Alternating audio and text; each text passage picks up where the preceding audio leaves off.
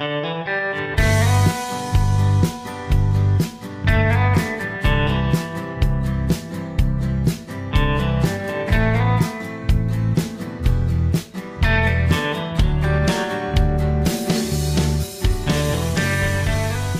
paps, andito nga po tayo sa Imus Boulevard at nais ko nga lang pong ipakita sa inyo itong right of way issue pa na kinakaharap nga po ditong main thoroughfare na ito, no? Yung Imus, or ito nga yung Imus Boulevard, no? So samahan nyo nga ako mga paps at iro-road trip ko kayo at papakita ko nga po sa inyo yung mga ilan na lamang na right of way issue dito, no? So ito sa kanan natin mga paps, oh. Yan yung kita nyo naman na hindi matambakan yung saka ng side.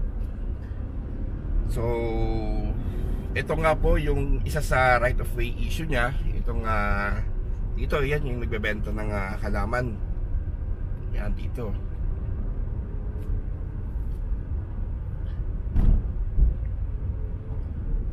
And then syempre yung isa pa ay yung dun sa may Bukana, yung entry niya from Open Canal, no? Yun po yung una. Ito yung pangalawa.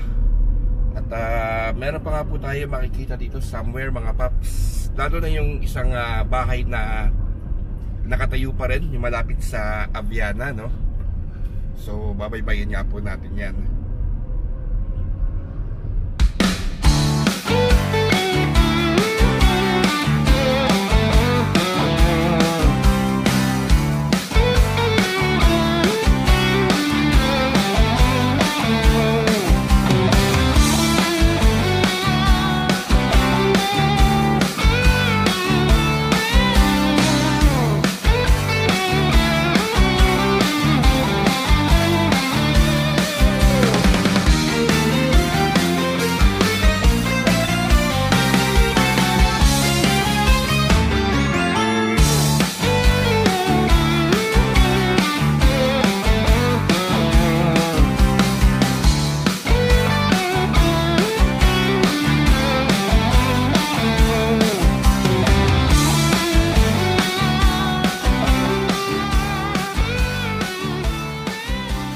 Ito nga mga paps, no, approaching na tayo dito sa,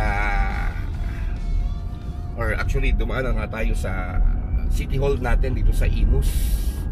Again, yun nga po, no, yung isa sa mga matinding right of way dito nga sa Imus Boulevard ay itong isang bahay na nakatayo dito, no, na matagal na nga po siyang nakaharang dito sa alignment nga ng Imus Boulevard. So sana magkaayos din sila ng yung magandang settlement, no, para nga i-direction na tong itong kalsada na ito.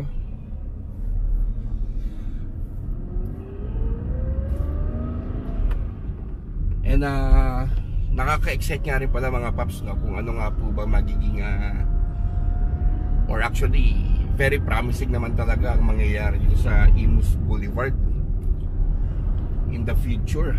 At sigurado tayong maraming itatay yung establishments dito. So yung Aviana wala pa ako nakikitang earthworks but as soon as meron na, well, syempre i-update natin yan, no? Dahil magkakaroon na nga po dito sa Imus Boulevard ng maaaring mid-rise yung building dyan, no? We'll see.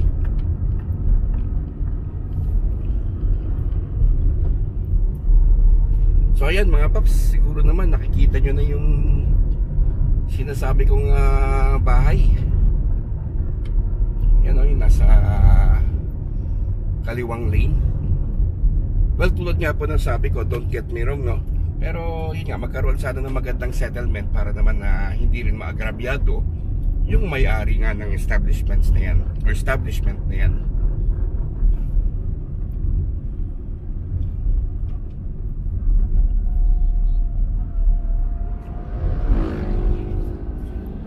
So siguro sa pagkakataong ito mga paps, maigi pag-ikutan natin, no, itong yun nga, yung bahay na yun, para makita natin ng harap-harapan.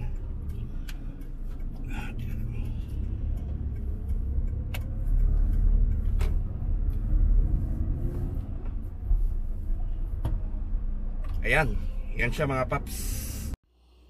Disclaimer lang mga paps, tayo naman po ay walang alam sa usaping legal, lalong-lalo na nga po sa mga settlement pagdating sa mga right-of-way issues.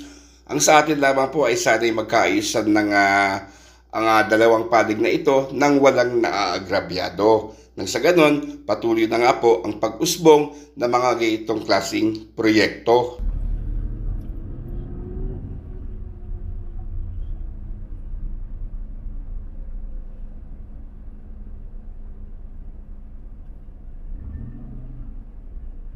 Mukhang malaki-laking babayaran dyan sa property na yan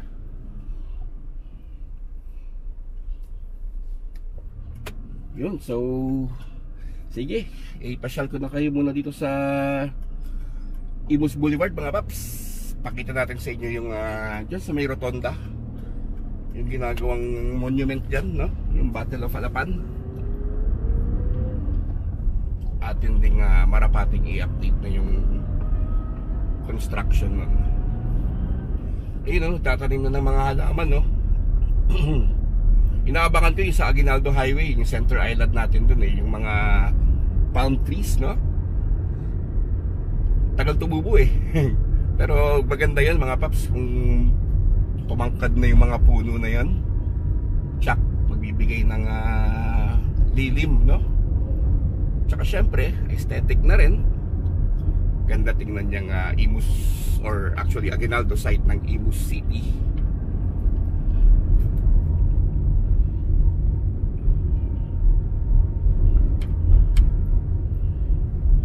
At ito pa mga paps, meron pa palang right of way dito.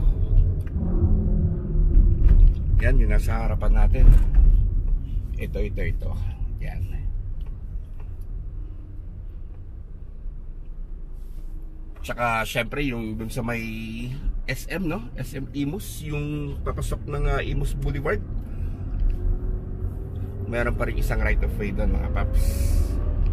So yun nga mga paps, hindi ko na ipakita yung sa open canal, yung entrada ng Imus Boulevard, tsaka yung exit niya nga dyan sa may Alapan, no? Sa may SM City or SM Imus. Yun po yung mga right of way niya. Yun po yung mga pagkakaalam ko mga paps, yung mga pinakita ko sa inyo. So yun na nga po yung ating monumento dito sa rotonda. Ganda na pagkagawa nito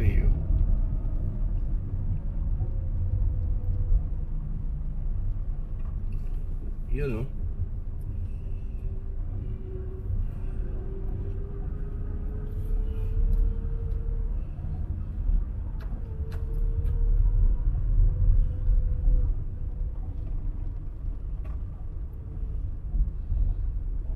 Dito mga papi, one way to Diyan yung palabas ng Imus SM, no?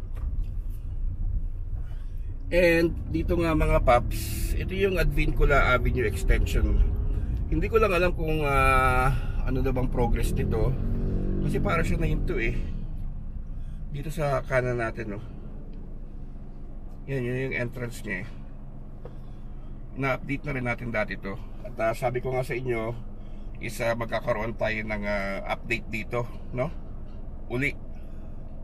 Yung labas niyan sa may San Sebastian Toclong Road.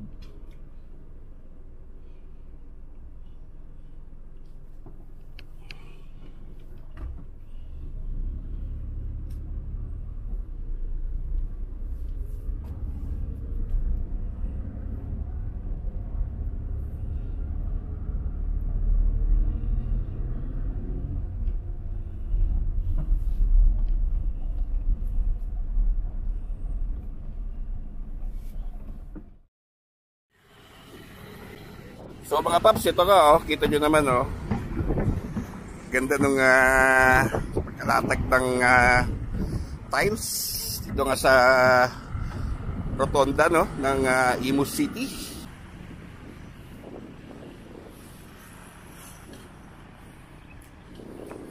Actually yung gumagawa nga nito mga yan, yung statwa na yan, no? Nag-message nga rin po sa akin sa ating YouTube channel, no?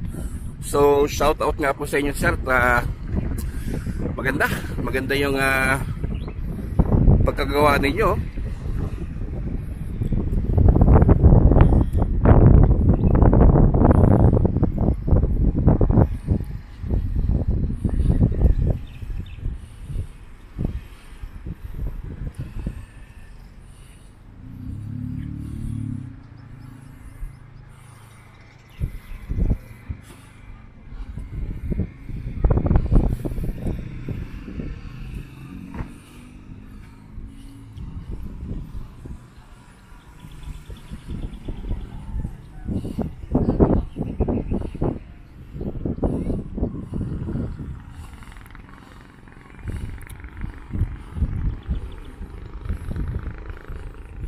Yan.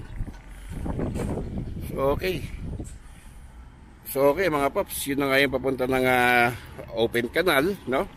Pakita ko lang sa inyo yung road network dito. Ito pa open canal. Tapos dito naman pa Bukandala.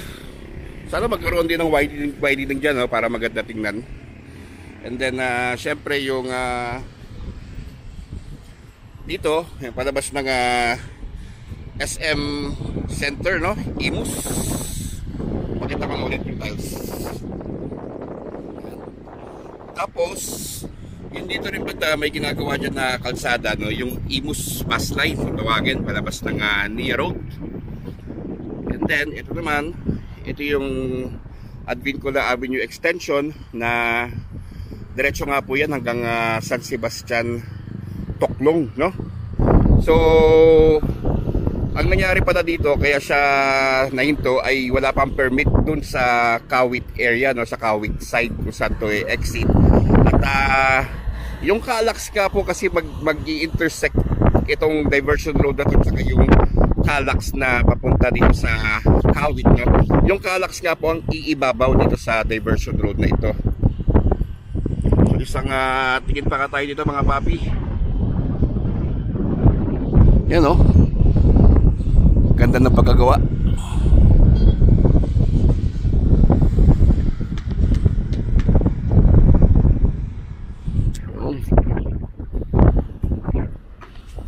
So for sure in the future maraming gagawing activity dito si ating mayor. Kasi the last time na merong activity ginagawa naman yon dun sa may yung Flag City yan, no? Sa kay Inang Laya. Maganda rin dun mga paps. Pero para sa akin mas maganda to. Yan. Diyan din si Inang Laya sa taas. Okay. So balik tayo mga paps. Ayun mga paps, kita nyo naman, no? Ganda nung pagkagawa, no? Nung sa rotonda natin dito sa Imus. Well, minarapat ko na nga na hindi muna magpalipat ng drone dahil naubusan na naman tayo ng baterya. Pero paminsan-minsan maganda rin naman yung view pag sa baba mo kinunan mga paps. So yun nga, no? Yung Imus Boulevard road trip natin. And syempre pinakita ko nga yung mga iilan-ilan sa mga right of way issues niya, no? And syempre ipinasyal ko na rin kayo dito sa rotonda, no? At tulad nga po na sabi ko sa inyo mga paps, minsan gawa tayo ng upload, no? Or mag-upload tayo about sa mga heritage area dito nga po sa Imus City. Dahil doon naman po kilala yung Imus, no? Yung maraming mga heritage sites.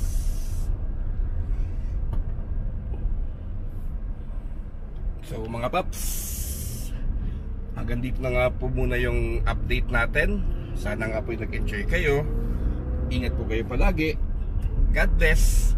Siyempre alam nyo na. Thank you!